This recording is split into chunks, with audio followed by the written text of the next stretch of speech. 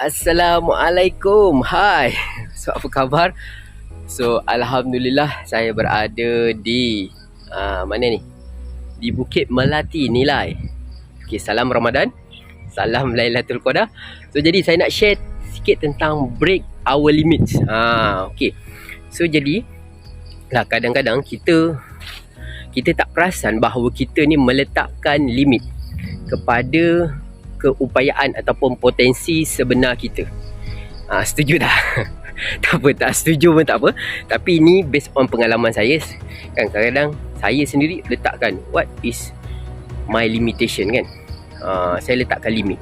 Sebagai contoh, ketika saya full time buat tutoring pada 2011. Sebelum tu saya jadi pensyarah dan saya memang dah buat tutoring ni secara part time. So jadi bila dapat banyak job saya pun dah tak tahu macam mana nak handle ni kan. Aku pun tak mampu nak mengajar banyak-banyak ni. So jadi saya start berkongsi. Walaupun masa tu ada ke orang nak dengar kan, ada ke orang nak tahu. Oh rupanya ada orang nak tahu nak jadi tutor macam mana. So buat sharing, lepas tu sehinggalah buat training, buat coaching kan. Okay, dah ni limit rasanya. Kemudian kemudian bila kita dah berkembang dan sebagainya, ada rupanya tutorpreneur ataupun usahawan pendidikan pula dia nak belajar kan, nak belajar macam mana operation, marketing, systematization nak sistematikkan lagi kan bisnes pendidikan. So saya start sharing, training, coaching dan sebagainya. So I think this is my limit kan. Kemudian bila saya balik daripada UK, masa tu kita dah start projek modul Fantastic Science, Mathematics, Fizik. So jadi kita pun bila saya balik tu kita start masuk dengan National STEM Movement, sehinggalah Prof Dr. Datuk Noraini, dia chairman. Dia suruh kami masuk pertandingan seminar National STEM Symposium macam tu lah kan, National STEM Seminar dekat UM masa tu. So kita masuk kan, lepas tu dapat medal. Kemudian sambung lagi kat UIA pula, Teachers Innovation Carnival. Alhamdulillah dapat juga medal kan, silver.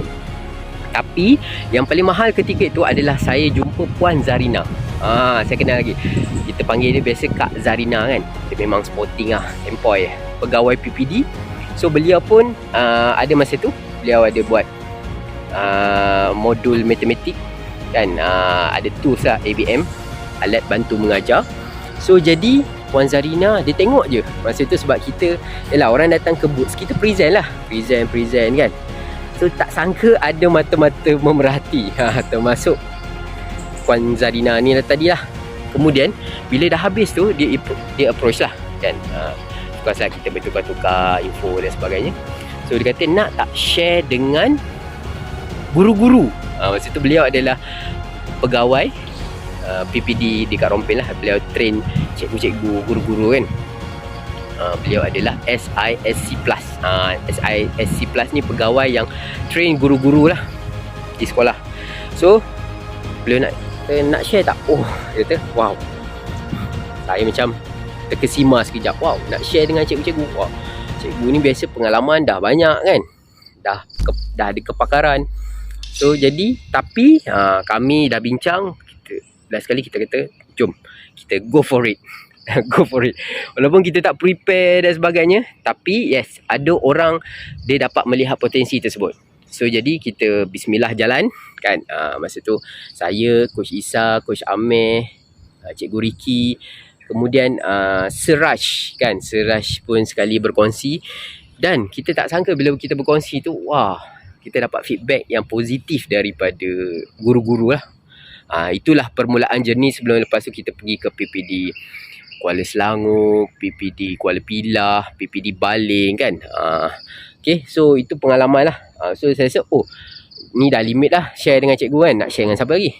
Kemudian kami buat bengkel modul Legend Blueprint Mentorship. So dekat situ pula mula-mula share dengan pendidik dan sebagainya, tutor lah especially. Kemudian ada cikgu, Kemudian ada pensyarah. Bekas pensyarah, salah seorangnya adalah Dr. Ruslan, bekas pensyarah di USM. Dan beliau jadi usahawan, dia dah bersara. Jadi beliau join program tu nak buat modul kan. Kemudian tak sangka beliau offer, dia kata nak tak berkongsi dengan pensyarah. Cakap wah, pensyarah. So biasa pensyarah ni dia adalah konten, ada modul kan. Tapi macam mana nak komersialkan hasil penyelidikan modul mereka, especially untuk orang awam. Jadi gap mereka lain-lain. Jadi dekat situ kita pun start berkongsi dengan pensyarah USM kan. Dan tak sangka kita dapat invitation juga untuk berkongsi di tempat lain dan juga pensyarah-pensyarah universiti lain. Wah. Jadi moral of the story, apa yang saya boleh belajar daripada situ adalah saya dah tak nak letak limitation. Apa yang saya nak buat adalah saya nak berikan yang terbaik. Saya nak sentiasa upgrade my knowledge and skill. Tak macam tu je kan. Kita dah buat contohnya LBM ni, Legend Blueprint Mentorship, untuk buat modul ni. Bukan saja buat modul, nak kembangkan lagi potensi mereka. So setiap kali LBM kita akan buat different version. Maksudnya kita tak nak bagi benda yang sama. Of course core dia sama, tapi objektif dia sedikit berbeza. Untuk branding, untuk masterpiece kan, untuk training. So jadi itu yang saya belajar lah. Saya tak nak letak limit kepada siapa saya nak berkongsi. Of course kita ada target market kan. Tapi peluang ni kadang-kadang datang ketika kita tak bersedia. Itu yang saya selalu belajar kan. Kadang-kadang kita tak bersedia pun. Tapi insyaAllah kalau kita betul-betul ikhlas nak berkongsi kan, kita nak upgrade diri kita, nak bantu orang lain, insyaAllah kita akan jadi lebih baik. Ni mentor saya cakap, personal growth kan akan meningkat. Tak kisah dalam keadaan apa sekalipun, kita kena pastikan personal growth kita sentiasa meningkat. Okay, so jadi ada belajar sesuatu tak? So what is your limitation? Boleh kongsikan dalam ruang komen. Dan bagaimana anda kata mengatasi dia. Okay, so jemput subscribe channel Digilearn ni. So semoga anda juga dapat break your limit dan juga anda dapat kembangkan lagi potensi anda, insya-Allah. So yakin sebelum berjaya and be the legend. Subscribe.